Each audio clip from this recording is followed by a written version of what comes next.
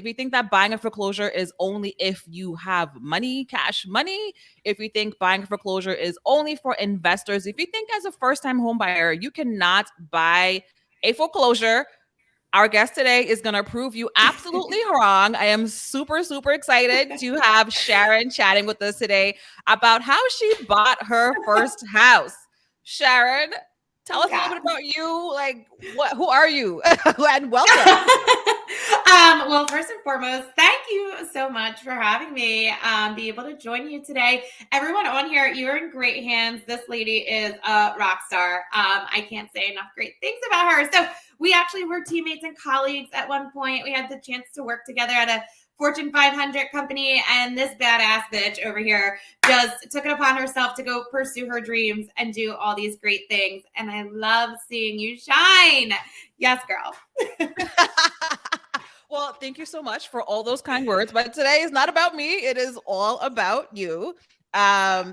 So I know you bought your first house, well, several houses, but today we're talking about your very first house specifically. Yeah. And I am curious to know, how old were you when you bought your first house? Let us know. Yeah. So my goal was to buy a house by the time I was 25. I bought it 1 month before my 25th birthday. So I was 24 and some change, technically almost 25. Okay. I see you, overachiever. Okay. Listen, I just didn't want to live by my parents' rules anymore. So I was like, I'm out. I don't want to live here. Bet. Okay, so 25 is pretty okay. I feel like I know that when I was 25, I was just out here going to parties and just like buying a house wasn't like my top priority. So what made you even decide that you wanted to buy this house? So, I mean, first and foremost, honestly, it was just a life goal of mine that I wanted. I wanted to be independent. I had went to college, and after college, kind of came back home, moved back with my parents. I come from a very like strict old school Italian family, so it was like I had to be home by 11, like I was a child again. Just like all kinds of stuff. And I was like, you know what?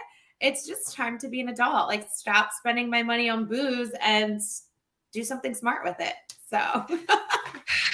Okay. So it sounds like the main thing was like, okay, I've been used to my college independence and I can't be Yeah. in this house with all these rules. So I got to go off on my own. So Yeah. why the buying as opposed to renting? Yeah. So something like my parents just kind of instilled in us early on was like, don't waste money. Don't you work hard for your money, be smart with your money. So ever since I was younger, I had just always heard my parents say, when you move out, it should be with a mortgage.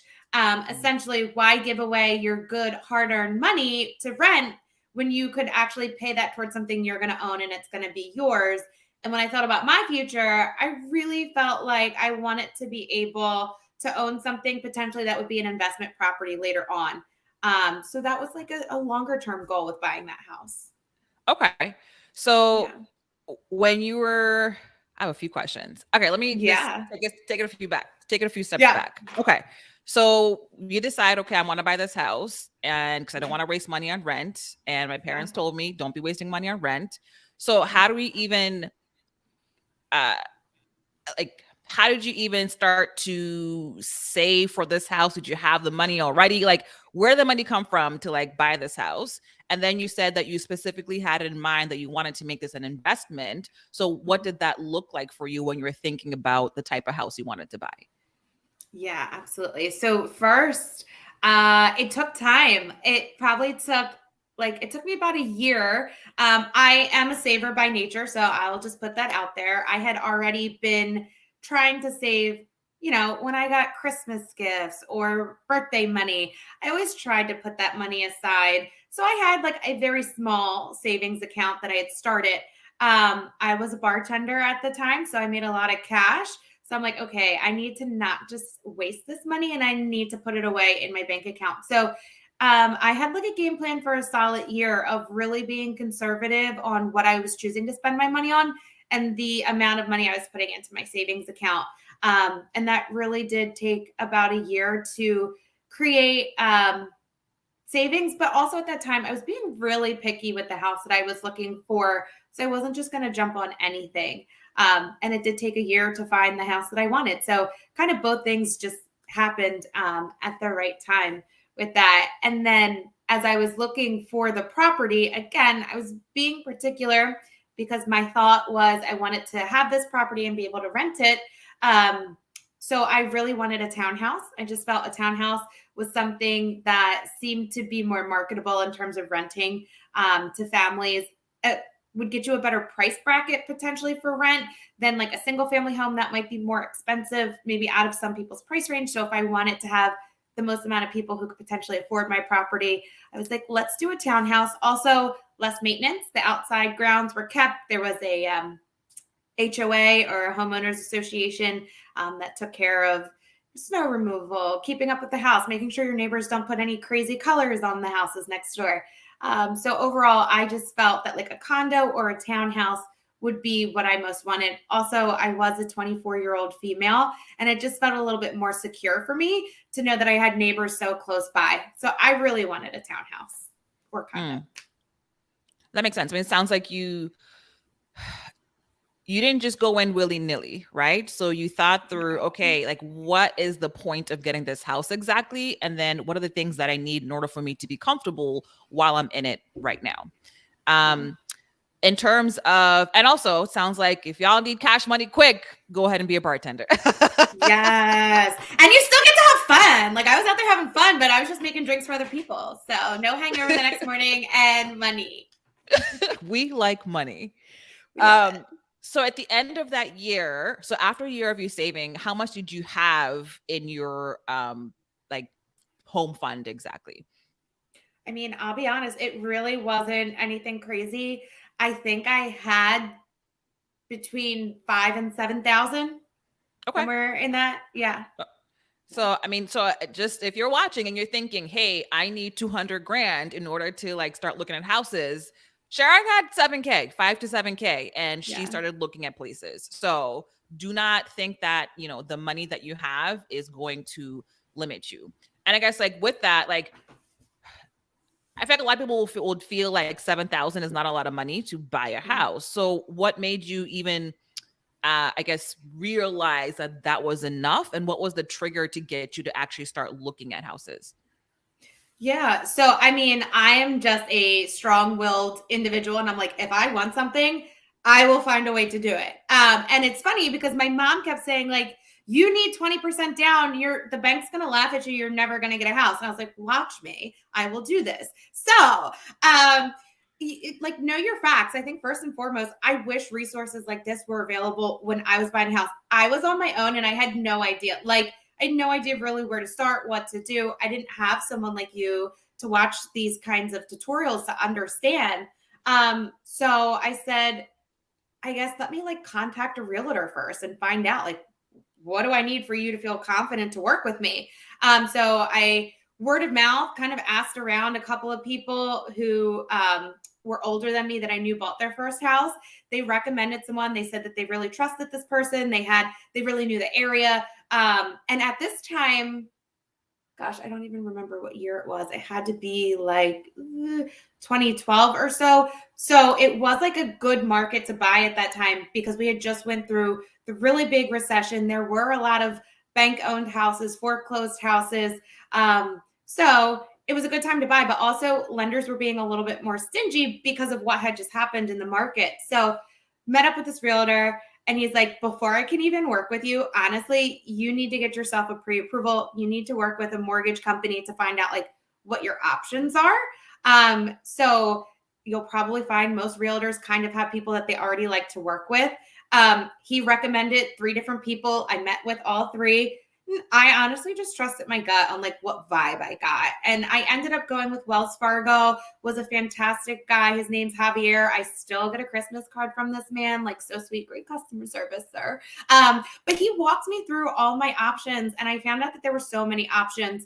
Now, all of them come with like different benefits and drawbacks. And I had to take those things into consideration. There was a first-time home buyer where if you bought in certain areas, it was like 0% down. Like you didn't even need to put money down because they were trying to build up certain communities. I ended up going with an FHA 3% down loan. So that really helped me to not need to have 20% out of pocket.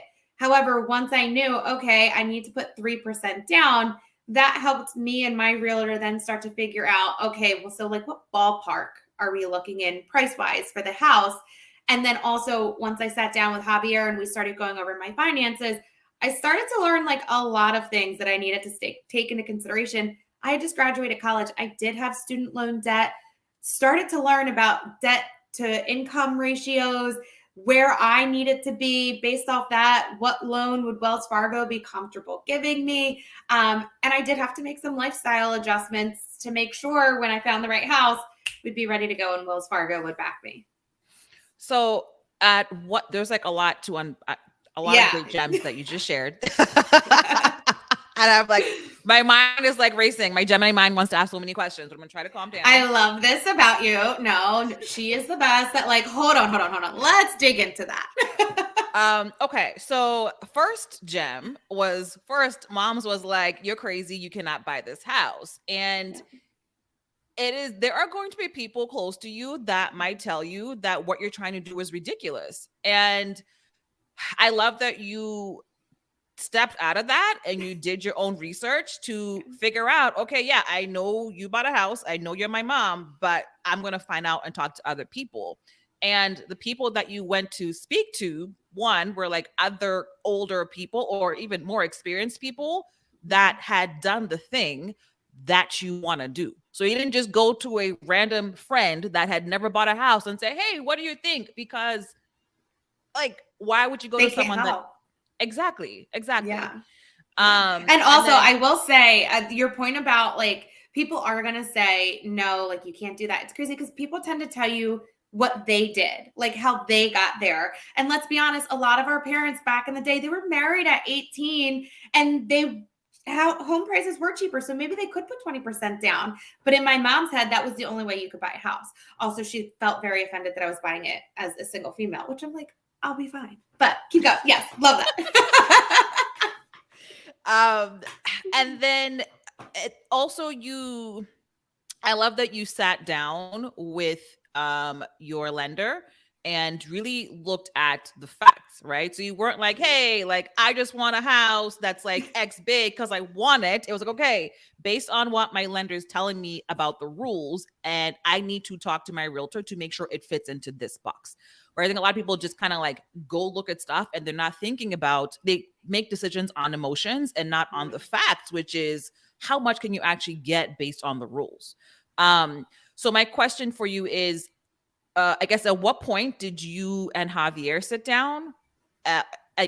What point did you meet your realtor and lender compared to when you actually bought the house? Like what was that timeline?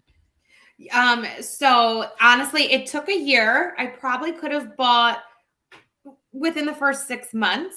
But again, I had a list of like my non-negotiables with the house and then things I was like, this would be really nice, but if I don't get it, it's fine. So I knew what I wanted and I was willing to wait for it. So I probably could have done it in 6 months, but we took a year. Met the realtor first. I will say like the first time I met him, he did take me to a couple of houses and he was like, now I'm getting a vibe for like what you're looking for, but now let's really sit down and understand what you can afford. Cause he's like, these might be two different things. And I'll be super transparent. Even after I had met with my lender from Wells Fargo and talked about all of those things, there were times where there was like a townhouse that was just like slightly outside of what they recommended I spend. And I'm like, my realtor's name was Hatter. And I'm like, Hatter, let's please go look at this house. Like, I love it. I want it. And he was like, Shar, I don't even want to take you because you can't afford it. It's going to be too much of a stretch. Like, you're not going to be able to afford it. And I'm like, no, I got to go see it. And I would get in these like mindsets of like, don't tell me. But then really, I mean, when I took a deep breath and stopped and realized like I would be house poor if I tried to go after certain houses. So I will say it is like a process. And like I had to realize that my realtor really did have my best interests at heart. So I think there was a level of trust that I had to build with him as well along that process. So you were actually working with them for a whole year before you actually went ahead and bought the house. So yeah, I'm pretty sure I drove them both crazy. So did your lender complain about you talking to him a whole year before you bought the house? Was that a problem? No. Honestly, again, like just fantastic customer service. And let's be honest, like, so the home that I ended up buying was not super expensive because I couldn't afford super expensive. So I like they didn't even make a ton of money off me, but they knew like long term this could be a great customer. I am now in my third house, and this is my third mortgage with Wells Fargo because of the customer service they provided. So they were both super flexible with me and understanding, even though I wasn't like the biggest player in the game for them. Yeah, I absolutely love that. Yeah. I feel like we should give Javier, like we need to find Javier's contact information if he's still a lender and like link him in the comments. Because it's not, I mean, I if he's sending you like a Christmas card every single year, that is some great sales tactics. Javier 2024. will. Let's go. I love it. So okay. So you're working with Hatter, right? And you Yeah. are deciding on the types of homes that you want. So how did you end up finding your actual home that you ended up buying? Oh, actually, before we get there, one Yeah. other question. What is, you mentioned debt to income. What is that exactly? Oh my gosh.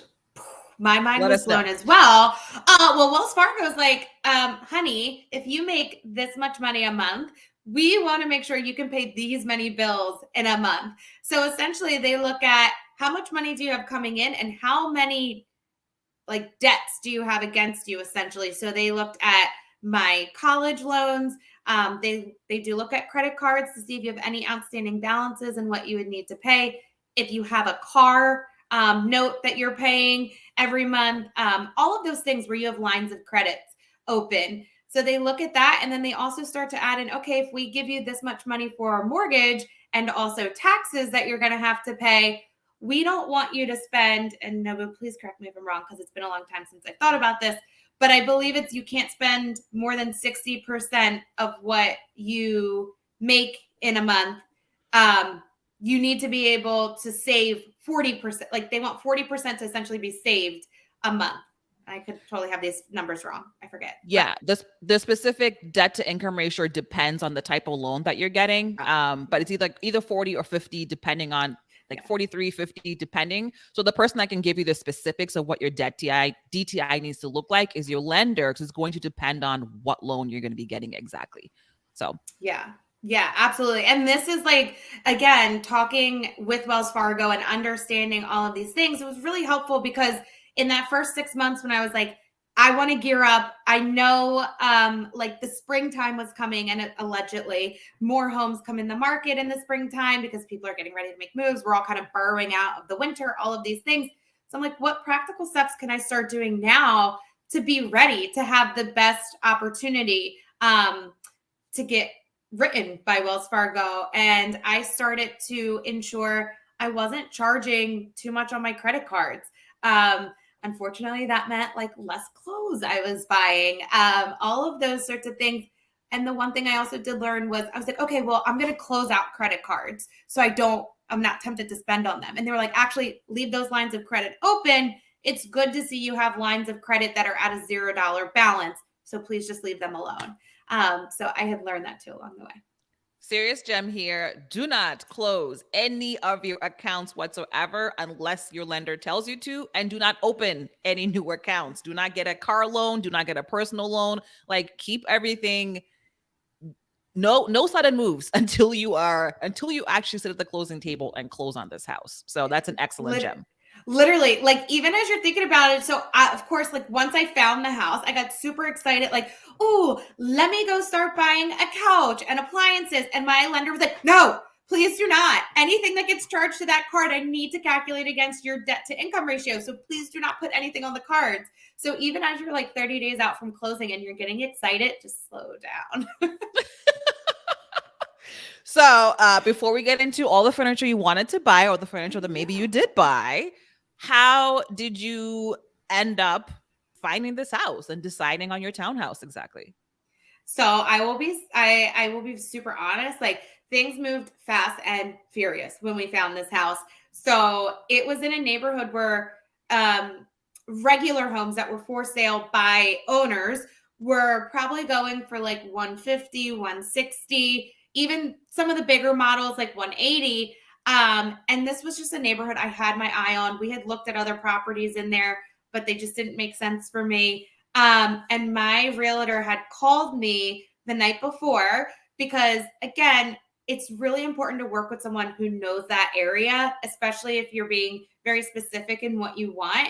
And he said, I just got word this house is coming on the market tomorrow. Like, we need to be there at 8 a.m. for showing. Like, let's go. And if you're ready, like, I need you to call Javier and have everything prepared and ready to go for us to make an offer at 9 a.m. So immediately I was on the phone with Wells Fargo, getting my pre-approval letter drawn up, everything written up, ready to go in case this was the house. So again, just having a lender who's in the know and able to get you in as soon as possible, especially with such like a hot market at that time, was key. And also then being prepared to have my pre-approval letter, submit it with my offer. And then I just had to wait with fingers crossed. So was this just a regular house for sale that your realtor heard about? No. So this was actually a home that was foreclosed on, and it was in the process of going through the whole like bank owned process. Like the bank was literally buying the loan out, or like however all that works. I honestly don't know how all of that stuff works, but it doesn't matter. I didn't need to. I had experts who knew what they were doing and was like, Shar, if you want to live in this neighborhood, this house is going to be your best option. So again, most houses were going for around like 160, 170 in this development. I purchased my house for 117 because it was foreclosed. That is an amazing deal. Yeah, it really was. I could have never afforded that community if not. That is amazing. That's definitely a super deal for sure. So when your realtor called you and said, "Hey, there's this house," did he say, "Hey, there's this house. It's a foreclosure," or he just said, "Hey, I found a deal. Like, we need to go see it ASAP." Like, how did that go? So we had the conversation before. Again, like working with an expert who really wants to understand their clients and like what you want, what you don't want. He had asked, "Would you be willing to purchase a home that's foreclosed or bank owned? Because we're going to get a better deal on them." However, they do come with like a little bit more anxiety at times, depending on the situation. And every situation with each house is different. But I was like, I love a deal. I'm a discount girl. Yes, sign me up. So he knew when that one came on the market, it was in the process of becoming bank owned, and it was in the neighborhood I wanted. So he was like, yeah, let's do this. And honestly, we went and looked at it that morning, and before we even left, he was getting ready to submit the offer. Oh, that's amazing. So you were like, let's go ahead. Let's do this. Yeah. Yep. What are some of the pitfalls that Hada, right? Yeah. That Hada warned you about foreclosures? So the house was sold as is, which means normally, if I sell my house now, you as the buyer can come to me and be like, hey, I really want you to fix this leaky sink and I want the house painted white before you move out. And you can like nickel and dime me a little bit. In this situation, the bank's like, yo, we already lost enough money. We're not helping you out here at all. So like take it or leave it. And additionally, like, some of the things that need to be done to bring the house up to code. So Wells Fargo feels comfortable giving me the loan. I had to make the decision, was I willing to fix this so I could pass inspections? Because you need to get a home inspection. Then you also need to get an inspection for your lender so they feel comfortable giving you the money for this house. Like they're not going to give you, 150 grand for like a house that's worth 60. So they come in and they take a look at stuff. And like, so my house in particular, the guy was really pissed when they evicted him. So he ripped the banister down. It was a 2-story townhome. He ripped all the banister down. So there was no railway. Obviously that's a city code violation. There has to be rails up for the stairs. And he was pretty pissed. So he knocked some holes into the wall. And he ripped up some of the carpet. And my realtor said, if you're going to move forward with this house, I can tell you right now, you're going to have to pay for a temporary banister of sorts. It doesn't need to be the grand banister that you're going to have forever, but you need some type of banister there. You're going to need to patch these holes in these walls because Wells Fargo will not give you a loan with holes in the wall. And the floors have to be fully carpeted in some sense. So like Those are the three things you're absolutely going to have to invest in. And this deal's like 80% positive it's going to go through, but there is a 20% chance something could happen. The world could blow up. And like, then you could be out of money, whatever you invested to try to bring that house up to code. So, Got it. I mean, that didn't sound cool, but I was like, I think this investment's worth the risk. Let's do this. You're like, I'll take the risk. Thank you. I mean, there's a 43K spread, right, between the value of the house and the price that you're getting for it. So, you know, if the math says that it's still a good deal after you fix all that, then why not? So, you know, what I heard from you is you used a regular FHA loan, correct? Yeah. Mm-hmm. But with that loan, right, the house has to be livable, right? So if there's certain things Correct. that are not proper, like there's holes in the floor, or you know, there's no railing for the stairs, or like there's a trip hazard with concrete, the bank's not going to give you that money. And so you need to figure out, like, is this something that I'm willing to do? Because without you putting that work in, like, you're not going to get the loan. Right. And was there ever any hesitation, or did you kind of simmer on it and think, okay, like, should I really fix this and maybe the deal won't go through? Like, what was your thought process on deciding to move forward or not? So that morning when we were there, I mean, I'm not an emotional person. I do not get warm and fuzzy, but like when I walked into that house, I was like, this is my house. Like, I know it. Like when people tell you, I mean, I'm not married, but people say like when you meet your right person, you just know it's my person. I felt that way when I walked into the house. I was like, this is it. Like, what do I need to do to make this happen? So we submitted the offer. And as we were submitting the offer, that's where then him and I sat down and we got coffee afterwards. Again, just incredible customer service. And he said, like, okay, now that, like, you know, our irons are in the fire here, we got to talk about what this really means. And he did walk me through. And from there, he said, I want you to go price out potentially what you'll be investing in this house with a 20% risk that if the world blows up and the sale doesn't go through, you could potentially lose. He's like, so what is that price point you're comfortable with potentially being like, ooh, I got to walk away from, you know, the $2,000 I just put into that house. So I did have a number in mind. And then we immediately set up a return showing. So I could bring a contractor through and say, hey, what is the cheapest fix that we can do for now? Just so I can get this inspection passed. So again, it was really relying on facts from a professional of what does this look like? So where did you find this contractor? And did you just have one contractor come through, or multiple contractors? Tell us more about this process of like getting these things fixed in order for this loan to go through. Yeah. So, I mean, I would say a little fortunate. It was a family friend who did work for my parents, older gentleman who still kind of just like did work on the side. He was retired, but I knew him for a while. So I will say, like, be intentional and think about those people who maybe you haven't thought about in a very long time, but they have a certain skill set that might be able to help you. So use your network, and you'll be shocked. So many people are more than willing to help, especially, like, not to get all sexist and stuff here, but like as a young female, so many people I knew were like, oh my God, this is incredible that you're doing that. Yes, I want to help you in any way that I can. And he was super kind. He was like, I'm not going to charge you my full like hourly fee. I can help you out. Like, people are really willing to help. But if not, I mean, ask around. It may not be someone you know, but maybe like, I mean, Nobu over here, she knows everybody. So I'm always hitting her up like, hey, do you know somebody who can help me with XYZ? So use your network, and you can find people. Okay. I love that. And I totally agree. Like when you need to get something done, like the universe will come through for you. Like you will find a solution. Like if you try, for sure. So and if not, what? Google reviews. I love Google reviews, 100%. but I'm really down and out. I will find someone with good reviews and affordable in the words. Yeah. So how much did our family friend end up charging you? And then, like I said, what was the logistics in terms of, so you put this offer in, offer is accepted. Were there any counter offers at all? You just offered the full asking price. So the house was listed for 116. I put in the offer for 117. I did go $1,000 over ask, but that was how serious I was that I wanted that house.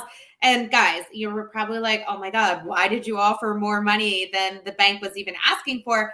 It was a competitive market, and $1,000 over 30 years is like not even $1 a day, I would have to say. So I'm like, I'm not messing around. I'm not losing this house over trying to be petty, because I do love a deal. And like, again, Shar wanted to offer like, can we start at like 110.5 and see what they say? And my realtor was like, do you want to risk losing this house for, $6,500? He's like, get out of here. I'm like, okay. So listen to your realtors if you trust them, if you have a good working relationship with them, and they'll help you figure out like what to offer on the house. But I'm sorry, I forget your next question. No, so I was saying, I was just asking if there was any like back and forth with the bank, or did they just accept your initial offer? I think they did accept my initial offer of 117. We did not have to negotiate and go back and forth. Obviously this was the first time buying my house. I tried to ask for, I forget what it's called, but like where they give you money back at closing. Yes, a concession. Mm-hmm. Yes, I did try to ask the bank for a concession with my offer. What did they say? Were like, no. They were like, absolutely not. And I think I was only asking for like $500, and they were like, no. So I ended up with no concession, just the 117. But I will say it was not an immediate close. So like if you need a house within 30 days, this is probably not going to be the best option for you. Again, I was living at home with mom and dad. It's fine. I'm not in a rush. I think it took us around 60 days. I did have to like extend my rate lock with my lender because there was just more paperwork that needed to be sorted out because it was a foreclosed home. So just like they had to do some more with like the titling and like all the stuff they do on the back end. Okay. So you get the offer accepted, and somewhere in here, like your contractor comes in and he gives you the price for like how much it's gonna cost to fix this. Like at what point, like how was the coordinating of like this stuff getting fixed and then the loan moving forward? Like how did that all work? And then also how much did it cost for our friend to do all the work? Yeah. So we submitted the offer that morning, and I want to say by that evening, probably around like nine-ish, my realtor had called me like they accept it, because we did go back and forth about the concession. Then I was like, fine, I don't need the concession. Just get them to say yes before someone else comes and looks at my house.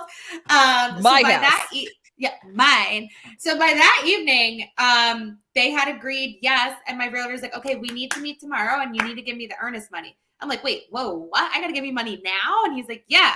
So and what is earnest money? I forget the exact percentage, but it's like a small percent to be like, I'm legit. Like I'm giving you this money in good faith that I'm going to buy this house. And if I decide to back out, I forfeit that money essentially. Right. I think. Mm-hmm. Yeah. Yay. So I had to go get a certified check, to give to my realtor. He then used that as we like signed contracts, to get that back to the bank. And then immediately he was like, okay, the quicker you move, the quicker we can potentially get this done. So then that's where I had our family friend come in. And I'll be honest, like the banister was like some janky 2x4s that were nailed into place. They were not painted. They were not pretty. We patched the wall, but like we didn't repaint the whole thing. There couldn't be a hole in the wall. The carpet was the one area where I really did take a risk, because the whole downstairs, they had really just pulled up chunks of the carpet. I don't know what was going on. But my mom was like, Shar, do you really want to pay to put down a cheap carpet to then only pull it back up to put down like what you actually want? And I was like, ooh, you're right. So I shopped around to find the best price, and the carpet was where I did spend the most money, but it ended up being like my forever carpet that I ended up keeping. I could have went cheaper, but I decided not to. The carpet itself, I did the whole downstairs and upstairs. That cost around like $2,000. Again, when you start to think about things, there's padding that they put underneath. You can get like the cheap padding or you can get like the nice padding, and it all adds up. So it could have been cheaper. It could have been more. I went middle of the road. That was about $2,000. And then my contractor, just to patch the holes and to put up the banister, again, he was sweet. He only charged me $500. So I had invested $2,500 in the house prior to it being mine, before we signed papers. What I'm hearing is, before you go and look for a professional contractor, just ask like your family and friends, because I like that sound of $500 to like patch up a wall and like put up a banister. That is great. And I think it's a gem that you said, which is like the banister was just like, what is the bare minimum that we need to do to get this deal through? So we don't need this, right? You know, you're going to paint the whole wall anyway, so we don't need to paint it. But for the stuff that we know that, okay, like it doesn't make sense to like double spend, like the carpet, you know, you got to like think it through and like make a decision. So it sounds like all in, right? You had the 17 grand, right? Oh, sorry, not 17. Ooh, I wish 17 grand, 117. Yeah. Plus the 25. So about 120-ish, right? Is what like you put through. So, and then I guess, I don't know if you remember, well, let me hold off. So between you putting in the offer, you get your appraisal, anything off, what happened with the appraisal? Did it appraise where you wanted, lower? Like, tell us more about that. The appraisal was great. Again, the other houses in the area were selling so high. There was no issue with the bank saying like, we feel good that this house is worth what you're paying for it. It appraised for more than what I purchased it for. So it was like automatic equity in the house, which was great. I love to hear that. Before we get off this call, I will say my plan of keeping the house and renting it out did not work. We can talk about that briefly, but I do want to tell you guys what I ended up selling the house for, because again, just be confident. I'm not saying now. I'm not going to say now. Yeah. So you got to wait till the end if you want to hear how much money Sharon made on this house when she finally sold it. So keep watching. Yes. So appraisal, sorry, go ahead. Oh no. So yeah, the appraisal went well. Nothing went astray there. I forget why, when the inspector came through, he bitched about like something super silly. So I think there was like a little like hole that maybe we didn't fix or something. He's like, that little hole needs to be patched before I can say yes. I'm like, so they are really serious about, like, they will complain about the smallest of things. Yeah, especially if you are using an FHA loan. Like any little, like literally, like there's a crack in the sidewalk that needs to be fixed before the loan can go through. Like the smallest things are looking at like a tiny hole in the wall. But you're able to get your house at 3%. So I feel like dealing with the little stuff is totally worth it. I could not agree more. Absolutely. So in between, I guess, like in this process, I know there's a lot that happens to actually go from you putting in the offer to you actually like getting the house. What is it that happened in that like stage of you actually getting the mortgage that surprised you? So just overall, the whole thing gets a little stressful. I'm not going to lie. They want to make sure this is a super sound investment. And I had already been pre-approved, right? And this was the person I had been working with at Wells Fargo. Like, we were feeling good. But they actually handed off to what's called an underwriter. And that underwriter is just like, hey, I need to like certify check you that like you're everything that you claim to be. Cause like, I know you got a good relationship with like our lender who's like the face of this, but like we're the serious like people behind the computer, like looking at everything. So again, at this point, I was working at a food service company. It was like entry level. I was making probably like $48,000 a year, but low key on the side, I was bartending and I was making a ton of cash. And I needed to make sure I had that cash in my savings account. So they saw that and felt more secure with going with me to say she has enough money in her savings account to pay at least the next 2 mortgages. She has enough to give us the down payment that she said she would, the 3%. And then there are also other costs that are involved within closing that like they want to make sure you have when you go to close, you have all the money that you should need. So I don't know if I should technically say this or not, but so I gave my mom my cash from bartending and said, I need you to write a birthday check. So you have to explain any money of like cash influxes into your account. So I had to make sure that I could explain it. And like they went as far as like, okay, we need your mom to write a letter that she gave you this money as a gift. So you got to explain everything that's like happening in your life. And I felt like I was at all times like printing my TD bank statement for them. They're like, we need an updated one. We need an updated one because they want to make sure that you all of a sudden didn't go willy-nilly pull like money out. So they're really serious. So I'm constantly just sending updated banking statements. I think at that point they needed something with like my student loans and like that kind of stuff. And I will say I did this all without a cosigner. So don't think that you need a cosigner because I had no one cosign this mortgage. It was just me. Yeah. So 48K a year. And so for your bartending money, that wasn't officially like, they didn't count that, right? Because it was under the table gift. Yeah. If you don't want to pay taxes on it, you can't claim that it's your income. So well, but there's like pluses and minuses.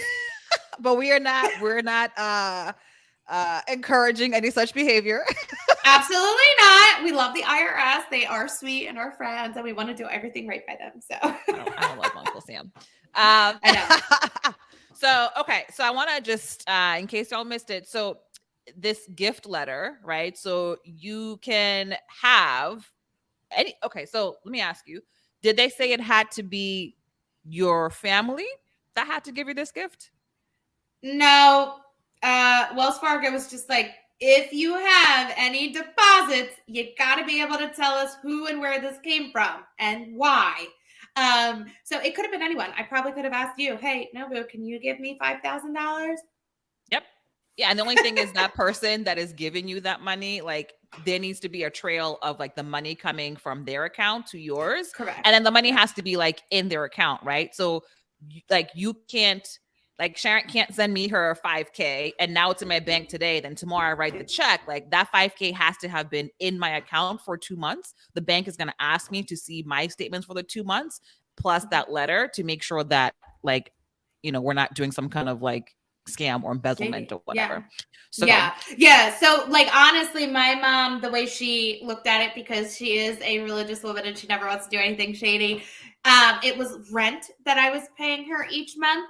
So again, as I was trying to be conscientious of making sure I'm not spending, when you're, you know, in the food and beverage industry, you have cash on hand all the time. So it's like really easy to like let it go because you just always have a lot there. So every month I was just giving her money and she was putting that into her account, knowing and keeping a tally of like what I gave her. And then she gave that to me as a gift. I love that idea a lot because I know for some banks actually want to see that you have been paying rent. So if you're living with your parents, that's a good way, one, to like force you to like save money, but second, to like have the proof of you like being responsible and like paying a living cost every month. So that's actually genius. Thank you, Mama Sharon. Yeah. Yes, she knows what she's doing sometimes. Yeah, if y'all have any questions, go ahead and drop them in the chat. I am checking the comments and let us know. And if you have been here this whole time, there is no way you have not caught at least one gem. So make sure you go ahead and tap that like button, give it a little love tap. And yeah, don't be stingy with your likes. Yes. All right, so we get to closing. Closing was the underwriter. Crazy. We get to the underwriter. They say, okay, we're good to go. We did not buy any cars with furniture or anything before closing. Literally, they called me. My lender like would text me every day, like, hey, we're only 5 days out. Like, stay strong. Like, please don't purchase anything. So, I mean, it's really serious. Like, don't add any debt to yourself. So first tell us, Sharon, what is closing exactly? And then like, how was that whole experience for you? So I've had some great closings and some really crazy, horrible closings. So I'd love to hear what your closing was like. So I will say this closing was like, probably not the most normal and a little painful. So first one, I'm an idiot, and I feel that I need to go to TD Bank, which is where I bank, and I need like cash. So I go to like pull all this money out of my savings account, not even thinking, hello, duh, I could just get a certified check. I don't actually need cash money in hand. But so I show up to closing with my 3% down and all the closing fees like in cash. My realtor's like, it didn't have to actually be cash, but okay, this works too. Oh, that's So so just cute. side note. I know. And I was all happy at TD Bank. The lady's like, oh, this is a big withdrawal. I'm like, I'm buying a house. Like, lady, you couldn't have told me I didn't need cash money. Come on. So side note, it can just be a certified check from your bank. You don't need actual cash. But so I had all the money again.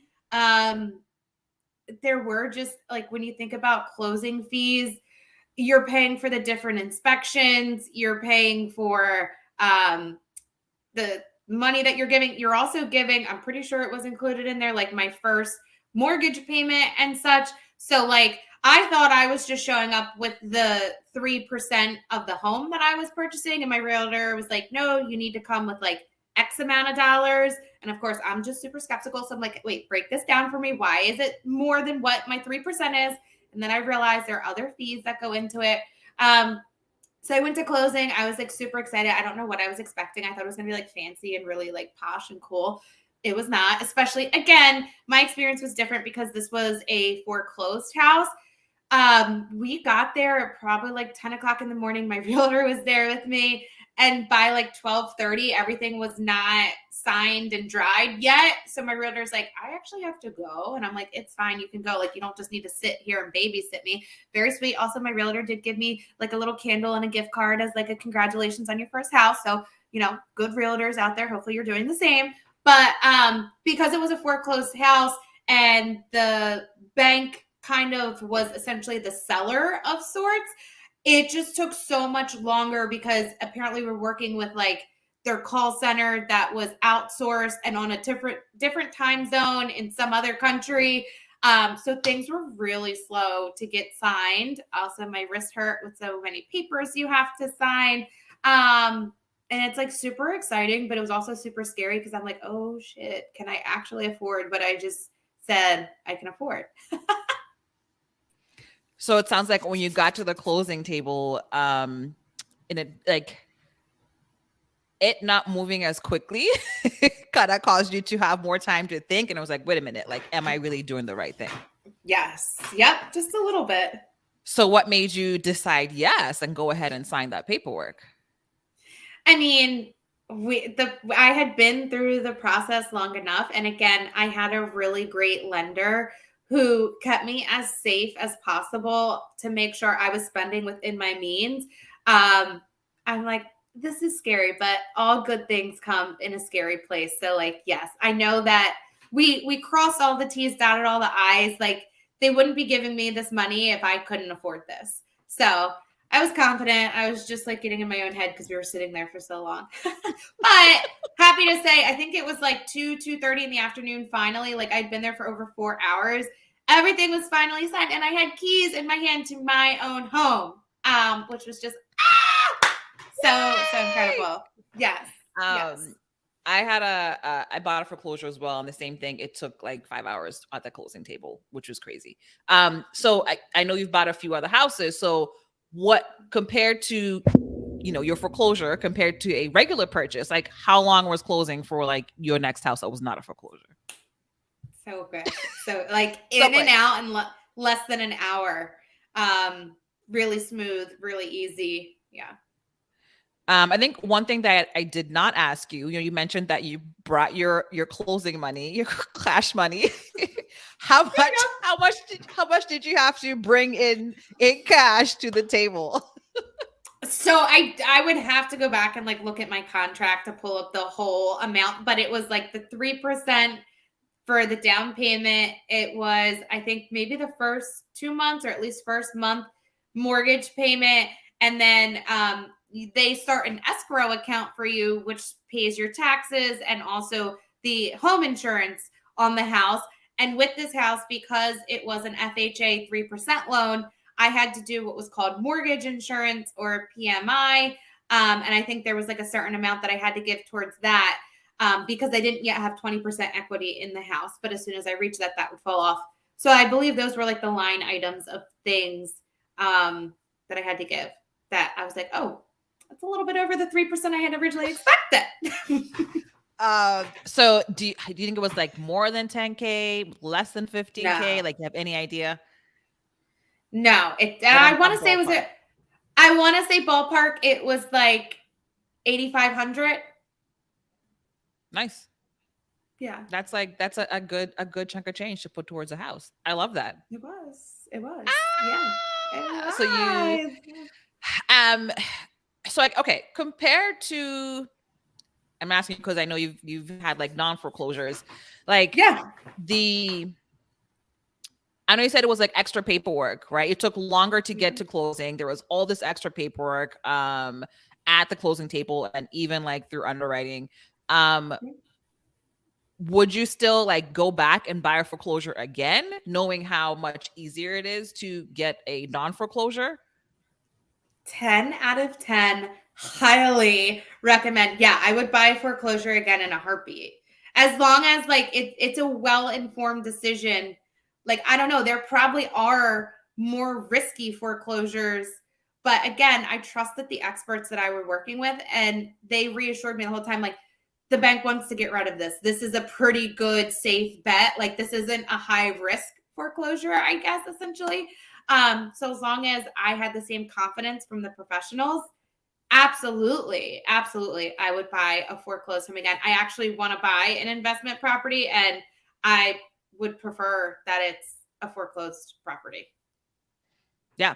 And I want to just say, like, you know, this wasn't like in 2008 when you bought this house. Like, the market wasn't crashing and burning around you, right? This was just like a regular listing, regular times, and like the bank like had a house that they wanted to sell. So, like, I know you're saying, hey, I want to look for a deal. So even now, you can still get a foreclosure today. Absolutely. Absolutely. Absolutely. So we have a question here. Let me see if you want to like help me answer this, Shar. So if for second time home buyers, like, what would be the down payment? You want to help me with this? So I guess it just depends on the type of loan that you're going for. I would assume. So there are different types of loans. I don't know if they still offer the 0% down loans for like first time home buyers. Obviously, that wouldn't apply to this if you're a second time home buyer, but probably the FHA loans still. There are conventional loans. You can do ARMs.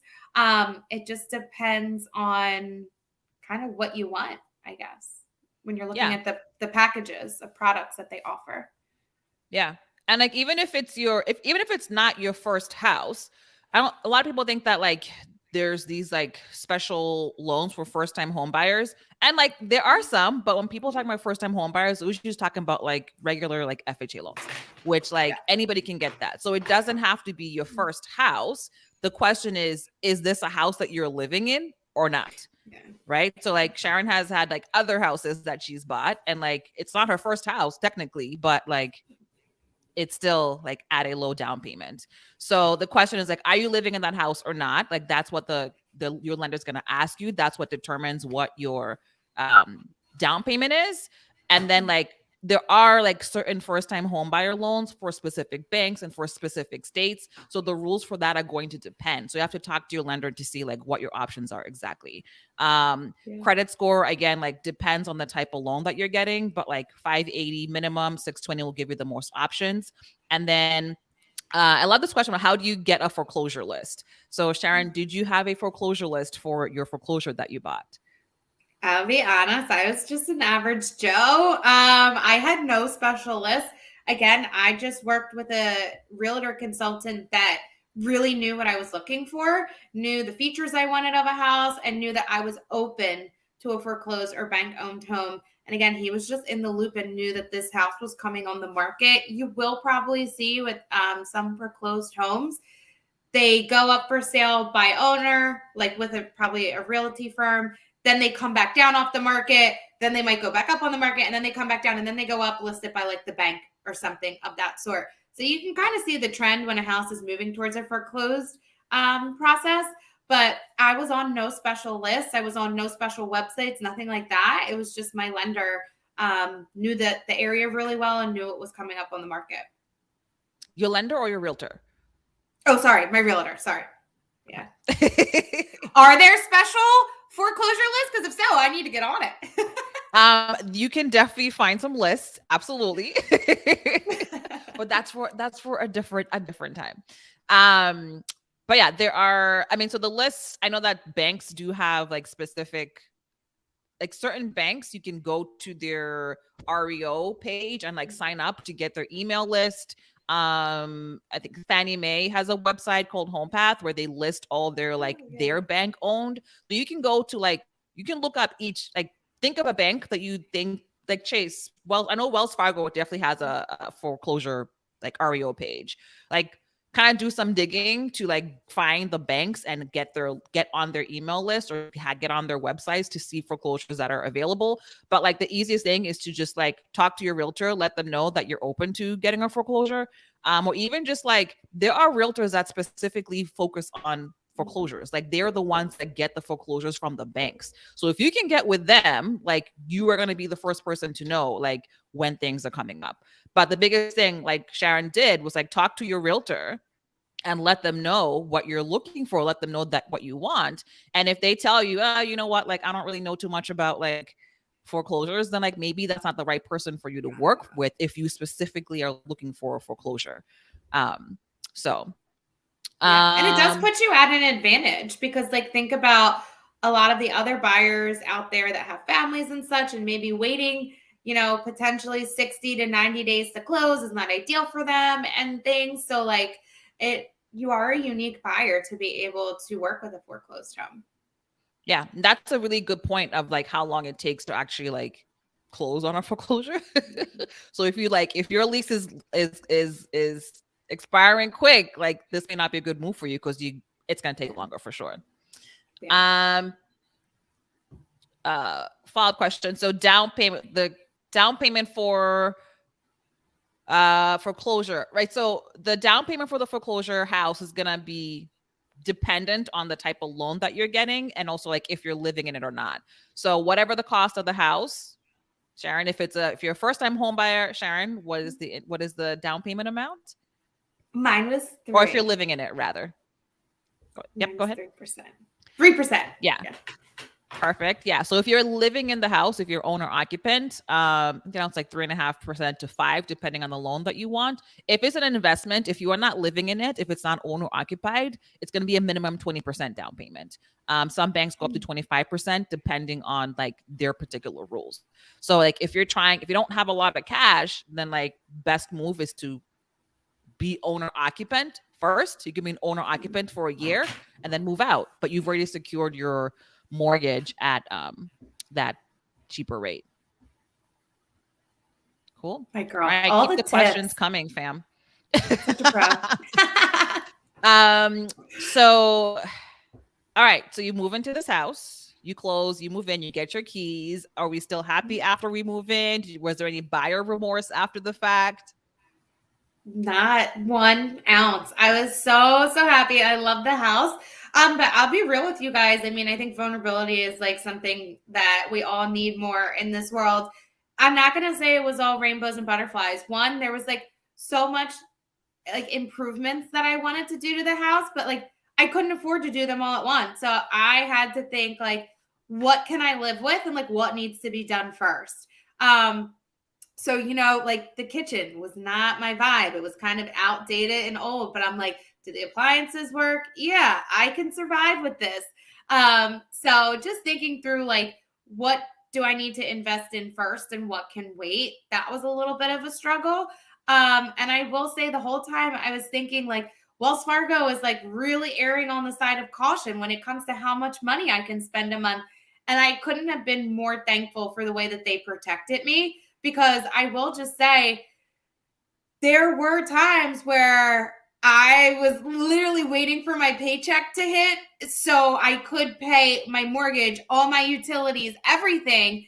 And I would look at the bank account and I would literally have, one of those fees for not having at least, $100 in my account. Cause I literally was down to the penny of what could go out and what was coming in. I mean, that's just the reality of it. You don't think about, oh, in the winter, my gas bill is going to go from $40 a month to now $140 a month because I'm using it more. Or, hey, look, I don't know if you guys ever heard it, but my parents are always like, if you're not in the room, turn that light off. Oh, girl, I've never lived more by that rule. If I was not in the room, that light is off. And even if I'm in that room, that light's probably still off because I'm not paying for that electric. So as a 24-year-old person, like making $48,000 a year and having a side job, I still had to be very conscientious of my spending. Because utilities and taxes and all those fun things, they add up. Whew, I absolutely identify with this this story that you just shared. A couple months after I moved into my house, my water tank like stopped working.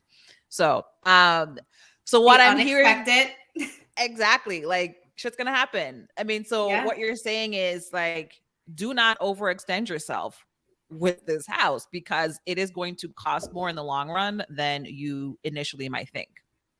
No matter how much you think you've saved enough money, it's just never going to be enough. But the thing to have solace in is I'm still here.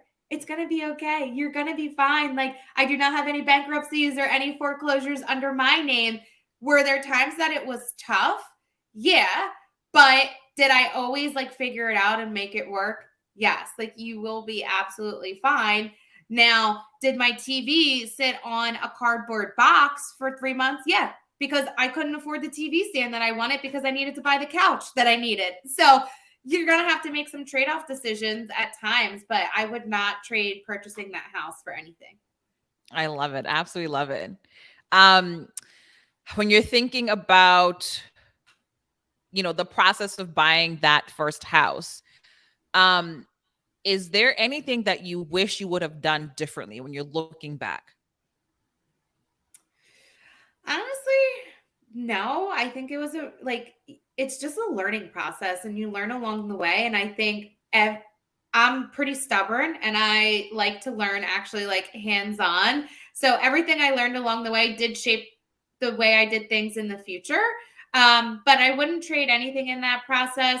Maybe trying to start saving a little bit sooner, I would have done. But I mean, listen, we can all try to be a little bit more of a saver. It's just so hard to do. But no, I would say the one thing I'm really proud of or happy, again, I was just taught don't go spending a ton of money on credit cards that you can't pay back. So I kept my debt under control when it came to the things that I could control. I had great debt in terms of student loans. But when it came to reckless debt, I tried to be very conscientious about that. So that is something, hopefully if I have the opportunity to have kids one day, I will continue to stress to them, let's not get ourselves into crazy credit card debt because then it does affect things like your credit score and all of those things. So if you are in that situation, it's okay. Just if you have a goal of buying a house, I would start to work towards paying those things off so we can bring your credit score up and you can get the best interest rate possible for the loan that you want. That is serious gems right there. Absolutely love it. And if you are in a place where you are struggling with your credit score and you're not sure how to even get started, there's a link in my description. Go ahead and go to creditcheatcode.site. It is a quick 5-minute quiz, probably less than that. It'll tell you exactly how to get started to get that credit score up so you can buy that house. So these are things that they should teach us in school. I didn't even know about a credit score and what it was and how important it was going to be in this home buying process. So schools need to reevaluate their curricula, but whatever. That's what apparently we have to do.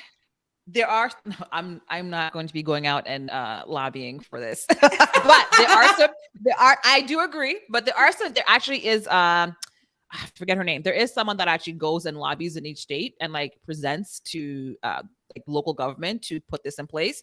And I think maybe 30 states now have financial financial literacy as a requirement before graduating high school because of all the work that she's been doing. So hopefully across the board, it will start to happen. Because it's important. Because if you don't know about this stuff, like how are you supposed to move forward if you have no idea about the actual thing? Right? Agreed. You're gonna mess up your credit score because you don't even realize how important it is. Yeah. Sadly. But you mentioned that you are now on your third house, right? Yes. And yes. do you still own that townhouse number 1? We still So have that's it? one thing to just realize in life. Like, you have all the plans in the world, but then life comes in and the plans blow up in your face. So I had every intention on keeping that home as an investment property. I had made some career moves, and the new company I was with, if I wanted to move up within that path, I needed to actually move to another state. And unfortunately, when it came to their relocation process, it was just more lucrative for me to sell my home that I had purchased than to keep it and rent it. They just didn't provide as many benefits. So it was really hard for me to get rid of that house. I lived there for 5 years. I had fantastic neighbors. It was just like a great house. And I went through a lot of ups and downs. Again, I think there were times where I could barely pay all my utilities and my mortgage, and I had $5 left in my bank account. But it was a great experience and story in making me who I was today. So absolutely love that house. But unfortunately, I did have to sell it. Oh, but it's hard to let go of that first house. It's like you have that attachment to it. Your baby. Yeah. Imagine if you actually had babies in there, how hard it would have been to sell that house. I know. So you had, it was like 120, right? Pretty much you get in there plus the, let's say 128, right? Plus your closing costs and such. So what was the sale price on this house when you sold it? So I would say it probably cost, I think you're probably more right around the 120 mark around for what it costs to get into the house with all the fees and everything included. Then that was such a great investment. Now, I will say I did have to, over time, Rome was not built in a day. I can't tell you, like, I invested $15,000 into the house because it was step-by-step, gradual. I fixed up one room at a time. I will say I probably did put around $10,000 worth of work over time in the house. Like you said, the water heater goes, the carpeting, the painting, the updating the kitchen, and all of those things. P.S. If you ever need to buy appliances, highly recommend. If you can't afford to go to like Best Buy and buy them fresh off the boat, go to a scratch and dent place. I had to replace all the appliances in the house. Bought them at a place that's called Scratch and Dent. It's really just appliances that get delivered. And then the person's like, oh, I don't really like that color in my house. And then they send it back. And now they can't be sold as brand new anymore. So highly recommend. That's where I bought all my appliances from. I do love a deal. But so overall, okay, bought the house for 117, probably put about 10 grand worth of work into it. So let's just say 127. 5 years later, I was able to sell that house for 185.5. That is wild. That is a nice chunk of change.